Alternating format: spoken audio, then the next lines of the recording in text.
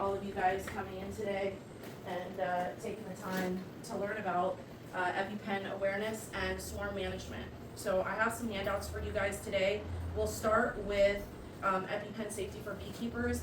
I used, as resources, I used the University of Florida Honeybee Research Lab and the EpiPen manufacturer website to create this. So I'll just go ahead and hand this all out. This is nice to keep on your fridge so that everybody in your household is aware of it. Now, I would like to remind you all that according to the University of Florida Honeybee Research Lab, less than 1% of about 0.5, actually 0.4 to 0.5% of the human population is going to have a serious life-threatening response to honeybee stings. Say that again, Stephanie?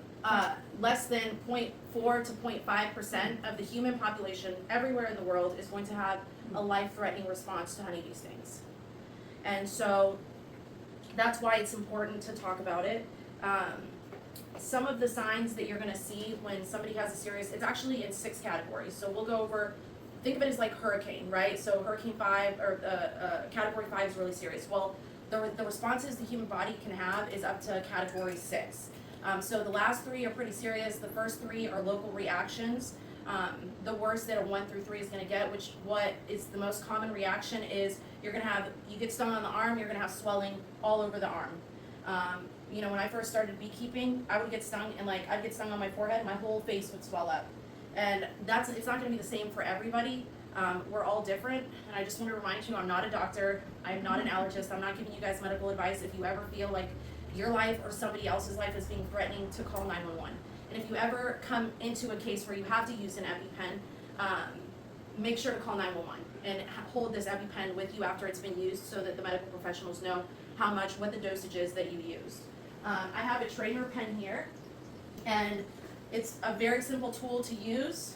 The cap is blue, the bottom is orange, so the best way to remember it is blue to the sky, you pull that out, and orange to the thigh. You're gonna hit the front of the thigh. It does go through clothes. You have to make sure that there's no other obstructions like buttons, zippers, or anything else, but it will go straight through clothes. So you go ahead and count to 3, 1, 2, 3, as it says in the worksheet, and then you go ahead and release it. And it's as simple as that. There are 2 different dosages. There is a dosage for adult, and there is a dosage for children. So if you have children in the house, you may want to get one of these in both dosages. The cheapest way to get it is to have your primary care physician write you a prescription for this. Let them know you're a beekeeper and you would like a prescription for an EpiPen because you're a beekeeper. And that way, if you're insured, they will cover most of it. That's the cheapest way to do it. And again, if you want to know about how your specific body reacts, you would have to get a referral to an allergist. When I talk about honeybee stings today, I'm talking only about the honeybee. Wasp venom, any kind of other stinging insect venom is completely different. So I'm only talking about honeybee stings today. This only applies to honeybees. There are proteins in the honeybee venom that cause your body to react in different ways, however your body reacts. And that actually the specific component is called melatonin. As this is a really great picture of a barbed stinger. All honeybees, if you guys want to pass this around, have a barbed stinger, and that gets stuck into the skin. She's going to pull herself off from the stinger, and that barbed stinger is actually going to keep pumping once she releases herself. So the quicker you remove the barbed stinger, the less venom you're getting. The most common reaction is going to be a swelling, a local reaction, and I'll just go back into the categories real quick, and I'm not going to go through each one, but the last 3 categories are non-local reactions. That's a systemic reaction to a honeybee sting. That means that you're having trouble breathing, your airways are obstructed, you're having responses from the other parts of your body. You get hives, you got stung on your finger, and somehow you have a leg rash, and you're swelling in different parts. You're having gastro responses, diarrhea, vomiting, nausea. Those are systemic responses. Local responses are going to be, within 72 hours they'll subside. That's how you know. Once you get stung, it's going to be a burning sensation, and that'll increase for a few minutes, and that pain will slowly decrease over time, over the next 72 hours. Now, in our first aid kit, we have an antihistamine cream for when, now I don't even feel it. Honestly, after 8 years of beekeeping, I don't feel it, but you may not be the same. Some people develop allergies late in life. So lidocaine and antihistamine cream is great. You can also get the Benadryl sticks for each itch relief, because you might start itching, and that's a category 2 where you're getting a little itch. You might see a little spot or something on your finger. It's nothing to freak out about. The most important thing around bees and getting stung, though, I would say, is being calm. It's really important. You're gonna naturally panic, but just remember the right thing to do is just to be calm. You know, sometimes when I'm, doing a bee removal and the bees are clearly Africanized, aggressive bees, I get a little nervous, but I have to remind myself that they can sense that fear, and it's just gonna make the situation worse. They do. And so if you just wanted to pull the cap off, blue to the sky, orange to the thigh, if you guys wanted to try that, I'd like to just pass it around the room so you guys can see it. These are good for about how long? I forgot. So we just got a prescription refilled, and it's about 1.5 years, but you wanna make sure that once you get that prescription and you pick it up from the pharmacy, you look at the expiration date. There's gonna be a sticker on it that shows an expiration date. I would definitely have one for children. If you have a lot of family around and kids running around, it's definitely a good idea to get the children's dosage. And remember, there's 2 different dosages. You never know what they're gonna do. Anybody have any other questions before we move on to swarming? It says on there how long it should last as far as expiring and stuff, like if I get the prescription, it's sort of like medicine, like I'll probably get a renew or whatever. Yeah. Okay. Yeah. You're gonna wanna renew it after it expires, and yeah, if you can get your doctor to write you, an extra refill, that would be great too, that you don't even need a bug with the doctor 1.5 years down the road. Yeah, because I never thought about it, but I definitely, because I have kids around and stuff like that. Yeah. That make me feel a lot different. Yeah, and then putting this on the fridge, so the kids know, so everybody kinda knows how it works in the household. It's very rare that you're gonna use it. I do wanna remind everybody that South Florida has the highest concentration of Africanized bees, in the state of Florida, according to the Honeybee Research Lab at the University of Florida. So if you get random swarms, you're picking up swarms from friends' houses, just know that it's a very high probability that you're getting some Africanized genetics in there. And it's very important, the Department of Agriculture recommends that you requeen, after you pick up a swarm. It's the law, you have to requeen. And second, if you're just picking up regular swarms, you have to be a registered beekeeper, but just know, wearing a full suit, I know we've all seen the beekeepers that, just have the veil on, and my best friend is like that, she's all, okay, that's okay. But just remember, here in South Florida, we are in a very different environment than people in Georgia, than people in South and North Carolina even. We are in a subtropical region, and they love this area. We're also near a port. So a lot of different genetics are coming in. So the best way to control it is to be aware. And that's why I'm gonna go into swarming. That's why I put EpiPen and swarm prevention together, because they're both just as important. Controlling your honeybee genetics is very important. Some people don't do it, that's okay. We recommend that you do follow the guidelines. This is a list from the University of Florida Honeybee Research Lab based on our climate here in Florida. It is a little skewed, and I'll go over that just in a second. These are the months that you're gonna see swarming. And swarming is propagation on a colony level. It's how honeybees reproduce, and you can't stop it. You can try your best to manage it, but that urge, you can't stop that urge. They're naturally going to want to do that, especially when it warms up. I'll go over the list just and let you know. So this is the most recent one that the Honeybee Research Lab released for each month. It'll tell you what to look for in each colony. You should be inspecting your colony or your colonies once a month. Don't beat yourself up if you miss 2 months. The bees have been taking care of themselves for way longer than we've associated with them, so they'll figure it out. But it's about safety mainly. It's about not getting Africanized genetics in your colony. Now, just to correct this, for South Florida, this is for the Honeybee Research Lab made this for all of Florida. But I will say that the state's March is really our late January and February is when we're seeing a lot of swarms, surprisingly. And I don't know if that has to do with climate change. I just know from my experience as a beekeeper who does bee removals, I start getting a lot of calls in January, and I start seeing a lot of my own bees swarm in late January and February. So there is actually so many months on here, up until August. There's 9 months where they're potentially gonna swarm. And swarming starts when the weather gets warmer. So it's always warm down here. We always have warm weather, so them swarming, they could do it really at any time. They choose times when there's a heavy nectar flow, to help them with the probability that they'll survive. They also swarm when there's not enough space in their colony. They've outgrown the small space that you've given them. It's overflowed. There's bees everywhere. They don't have enough space. They're going to start wanting to swarm. And I'll just show you some, I'm going to give you guys a visual here. You're also going to start seeing a lot of, drone comb. You're going to see queen cells, and I have a piece of comb here so you know what a queen cell looks like. They just look like little peanuts. And I'll just pass this around so you can see that corner. This is a cell that a queen already chewed out of. The bottom of it is just round. So you can look at that. What you're looking for in your colony is too much nectar, too much pollen where the queen should be laying eggs, which is the bottom brood box. That is her domain. That's where you want your queen to be using all that space for laying eggs. Now every frame is going to have a little bit of nectar and pollen on the outsides of the frame because that makes it easier for the nurse bees to access food for the larvae that they're feeding inside of it. So you'll always see a little bit of nectar, pollen, and honey on the outskirts of that frame. But when you start seeing full frames of honey inside of your brood chamber, they are running out of space, and that is going to induce a swarm. If you see a lot of queen cells, you immediately know. And that's usually my telltale sign, is I see a lot of drone brood, which the difference between drone brood, drones are male bees, and females are the worker bees. Drones are going to poke out, they're going to be a little bit bigger, and the worker bees, which is normal, you should always see this in your colony, is a little bit flat, they're smaller, drones are a little bit bigger. So when you start seeing a lot of this drone brood in your colony, you may start thinking, okay, they may want to swarm soon because there's going to be a lot of drones out and it's getting warm, there's a lot of nectar. I should start thinking of swarm prevention methods. And does anybody have any questions? Has anybody dealt with a swarm? No, I just have a question. So if there's lots of honey just in the brood area, Uh-huh. could you put on a super? Yep, that's exactly Okay. exactly what we're going to talk about. That is one method. But the thing is once they've decided they're going to do this, they're going to do it.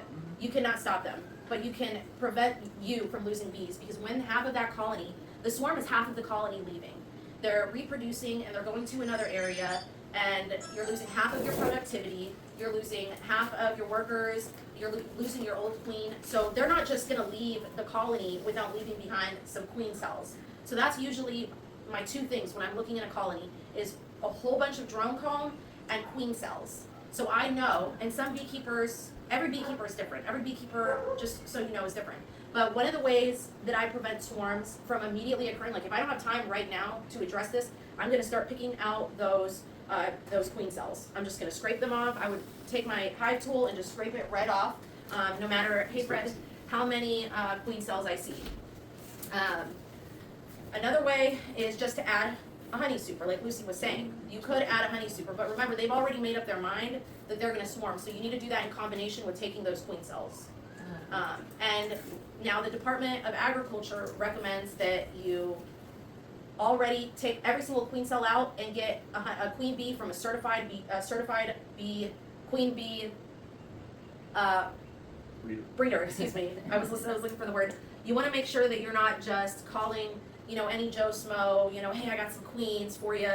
Those just came from his apiary, and he doesn't know the genetic pool like a registered breeder would. So there are a few in our area, and if you guys ever want their numbers, you can just ask us, and we'll put you directly in contact with those registered queen bee breeders. So that you don't wait for one to come from your own hive?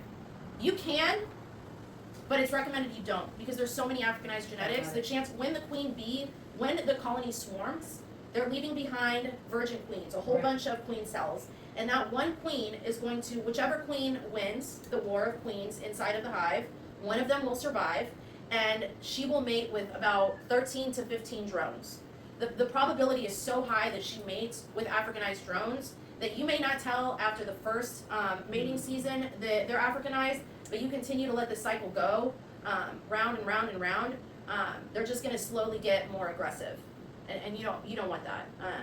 So, honey super, a lot of queen cups inside of the cell, a lot of honey and nectar inside your brood chamber, which is your bottom main box where the queen should be laying eggs. And then another reason is you have an older queen. Queens live up to 4 years. So the colony may decide, okay, we need to kill this queen and we need to create a new queen. But most likely that's going to align with swarming, and they're going to take that old queen with them, and they're going to have her lay eggs after they lay brand new comb, and they're going to kill her. And then they're going to use the eggs that the old queen laid and create a new queen with the old queen's eggs.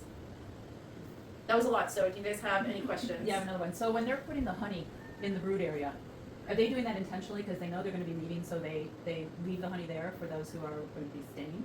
Well, just if you know the historical part of why they do that. So really, why they're doing that is because nectar is available right now. This is our chance right. to get Okay. ready for the winter. We have to have enough resources for the winter, and if this nectar and this pollen is available right now, it's not going to be available in a few months. We need to get as much as we can. So they're upping their chances of survival by getting as much honey. And what the term for that is honeybound.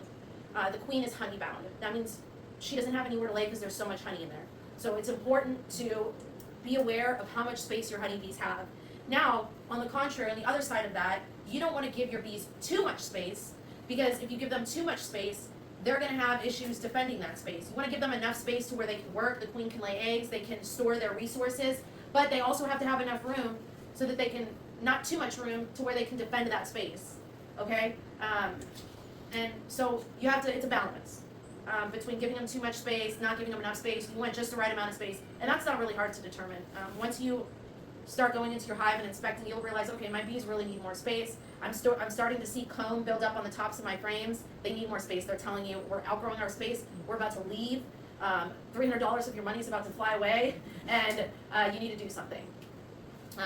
Any other questions? Is there drone cells, like, will there be drone cells throughout the year and then there's just more when they're getting prepared to swarm?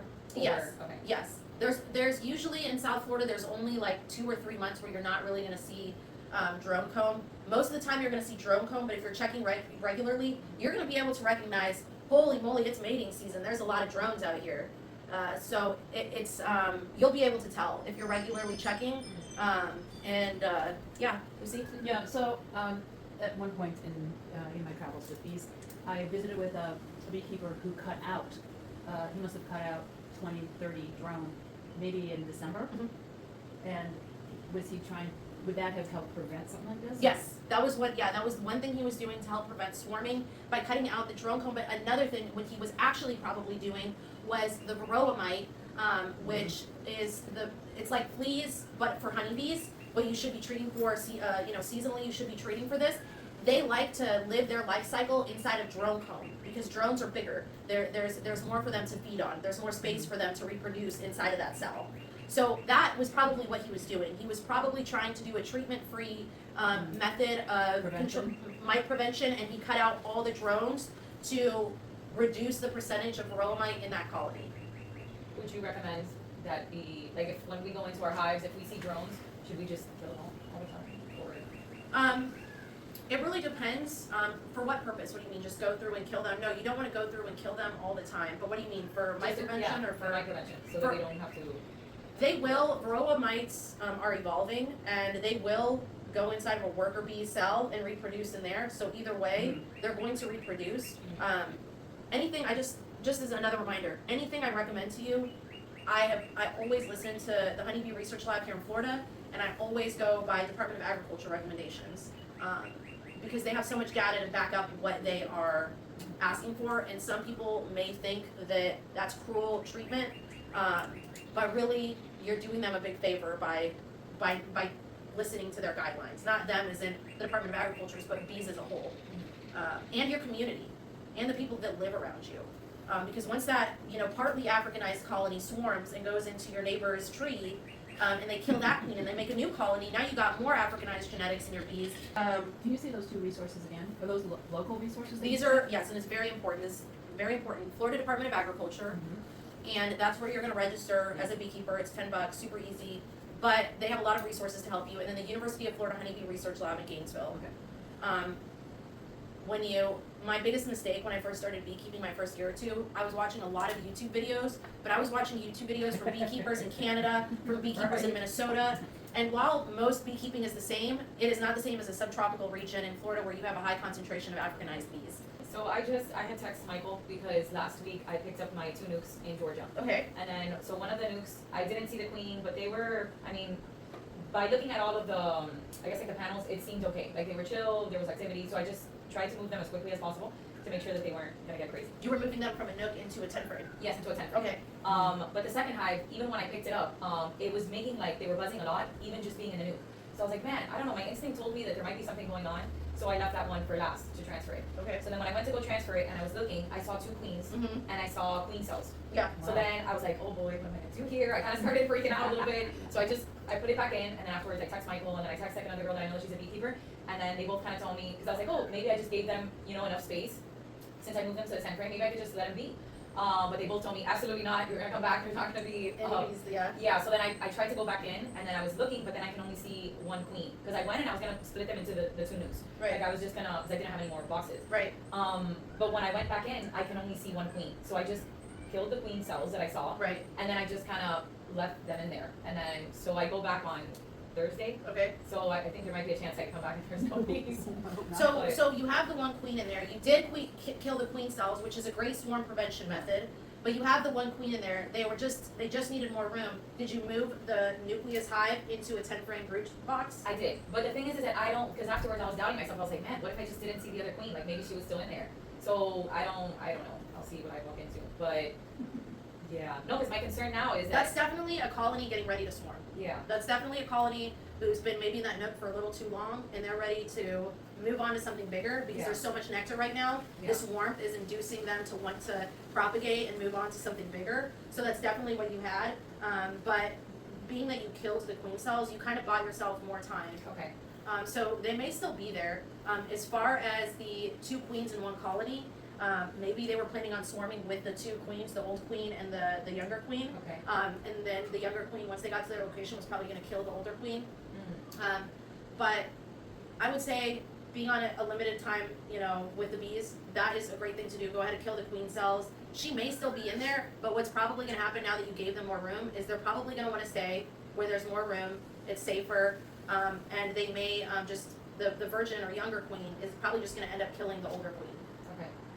So, but I guess since I'm in South Georgia, do I still run the risk that she'll mate with and then potentially have like Africanized bees because she's gonna be a virgin? So, because I called the apiary and I told them, like, I was like, hey, you guys sold me a queen full of drama. I was like, I wasn't planning to deal with this. I'm like, I'm leaving and I can't, you know, I can't really deal with this. I Yeah. can try to go in and kill the queen. Like, I can try to, you know, manage the situation, but I'm like, there's a chance I come back and I'm not gonna have a hive. So they told me that they would work with me, but they're like, oh, you kind of fixed it by just giving Yeah. them more room. Yeah. So, I Yeah, don't know, that's- we'll see. You probably did fix it by giving them more room and killing off those queen cells. They're probably depending on those queen cells to actually finish a successful swarm. Now they don't have that, so, but I would keep an eye on them because they may, that part of the colony that has that urge to swarm, they may still want to swarm. So you're gonna wanna go back and still check on them, and if you have to kill the queen yourself, I would do that, just to make sure that there's 1 queen. If you're really worried about it, it brings up a perfect thing about marking queens, and this is something that the Department of Agriculture recommends. Mark your queens, when you buy bees, when you order queens, say, I want a marked queen. And you're gonna pay a few extra bucks for it, but that way you know, this is the queen the box came with, I know this is a docile genetic pool, and if the new queen that takes over is not marked, you know, okay, I need to get a new queen. Yeah. Another great way to keep your swarms is you'll see on the property line, you're gonna see swarm bait hives. Putting those around your fence line or on your property, I don't know how many acres you have, but anywhere on your property, they love those. And if you put a little bit of lemongrass in there, they're gonna choose that over anything else. The lemongrass, why? Because it mimics the queen's pheromones. So they will choose a spot where other bees have been. So that leads them to believe that, oh, another colony was in here, this is a great place for me. So those swarm trap boxes on the side of your house, they're $29. I've seen some of my beekeeping friends use, it's like paper mache almost, but a stronger version like you see at the planters, you can get them at Publix or Home Depot. You can even use those and just drill a little hole in it.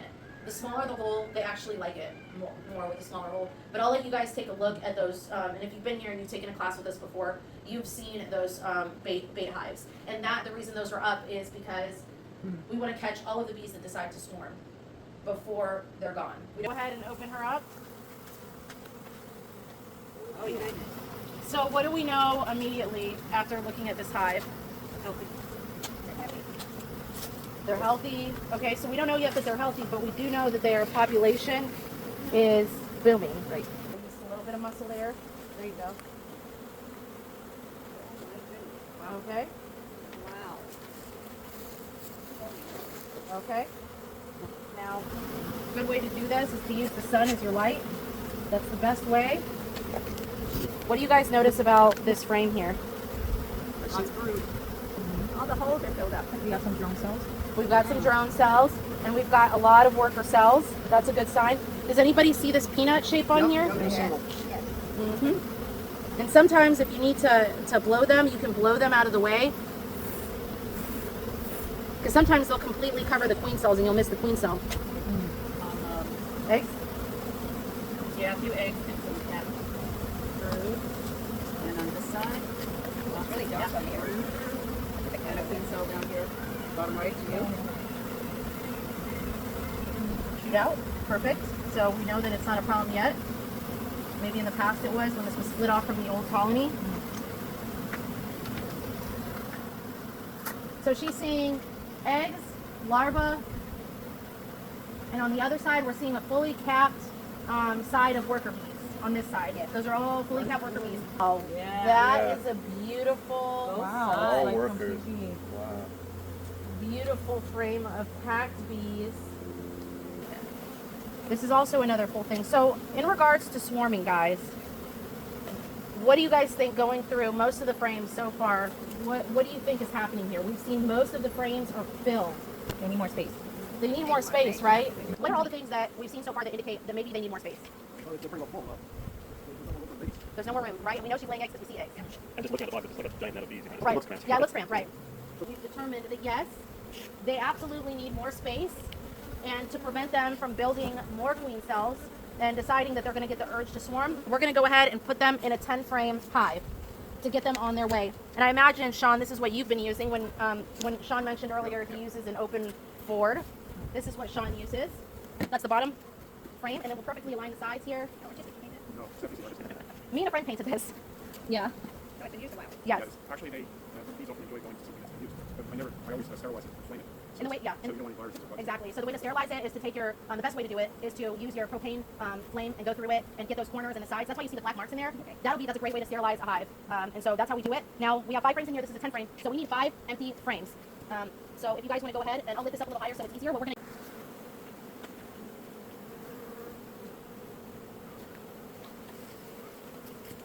That's another way. Some people love that. It's a frame grabber. That's pretty good. Yeah. When you have space, it's really easy. Did that come in your kit too? Yeah. It comes with everything. I love Yeah. those kits.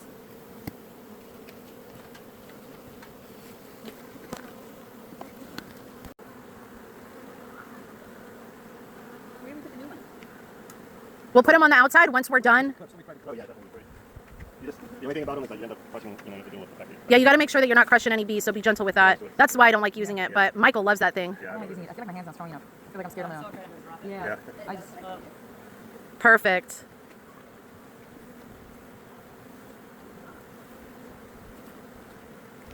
Oh, the bees. As far as putting together, like sliding together, I use the jig for that.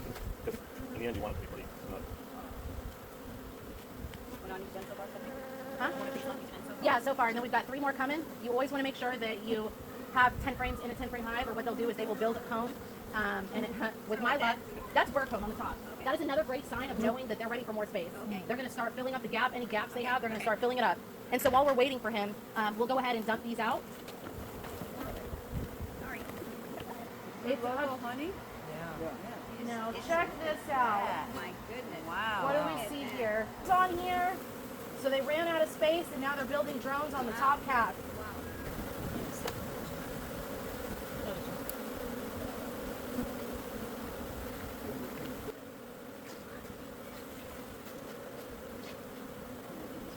So what do you think, Lucy? Well, there's lots of nectar or whatever is that what it is that they're feeding to the larvae? And Right. There's bee bread in there, yellow. And fruit. And Do you see any drone comb?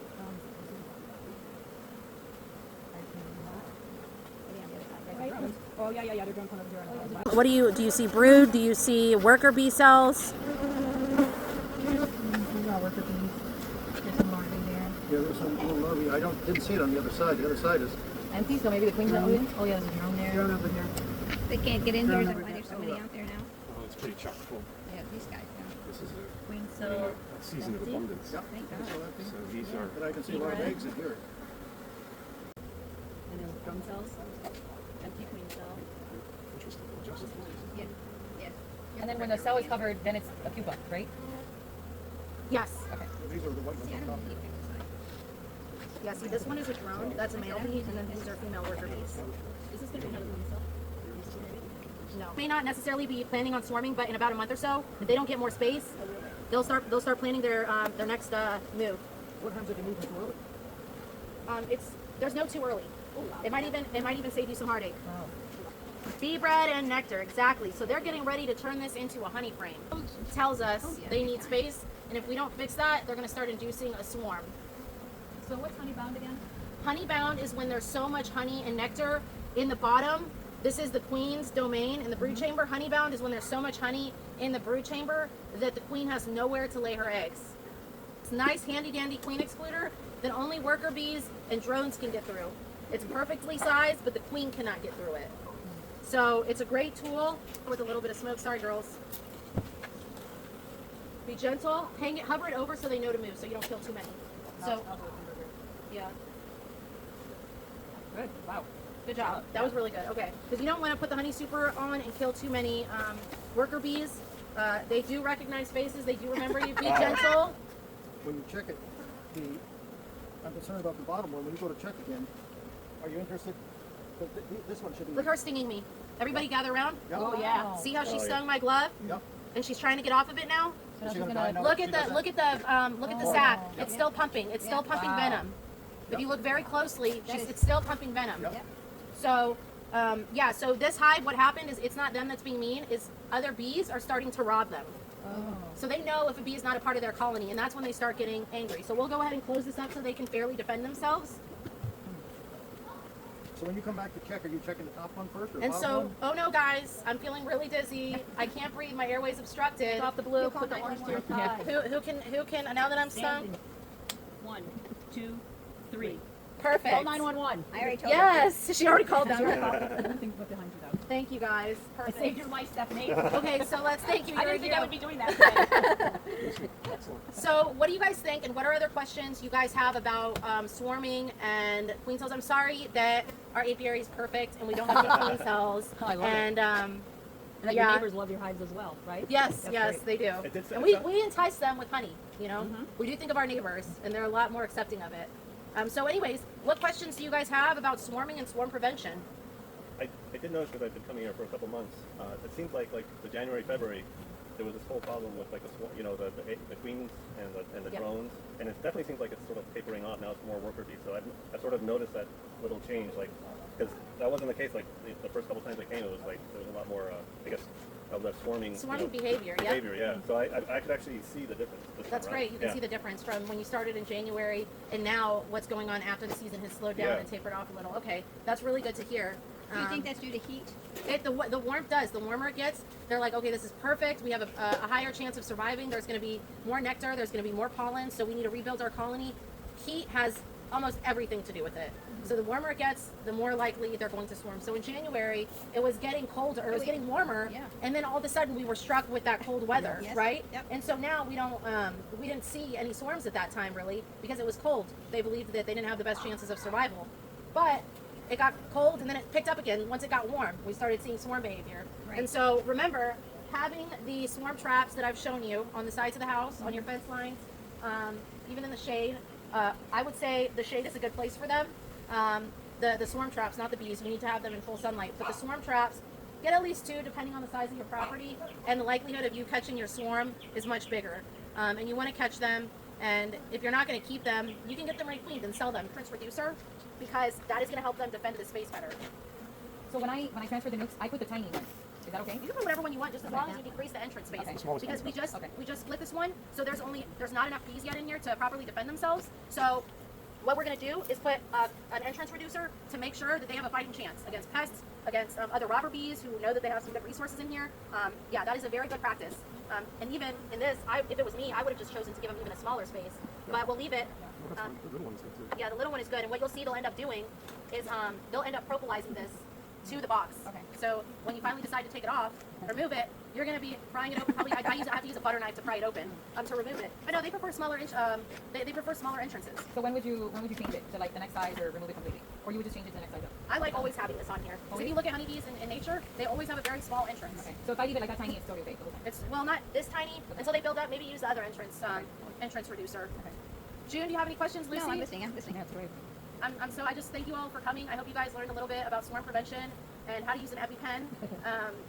I enjoyed teaching the class, and I hope to see you guys soon. And remember, utilize the group chat, please, just to share what's going on with your bees. Because the same thing June's bees might be going through, the same pictures that she shows you, Erica might be having the same problem, and it'll be great for everybody to see what the answers and the solutions are to those issues or situations that arise. Okay? That's great, yeah. Yeah. And, Thank you. Yay! Great. Take a bow, take a bow. You're the best, you're the best.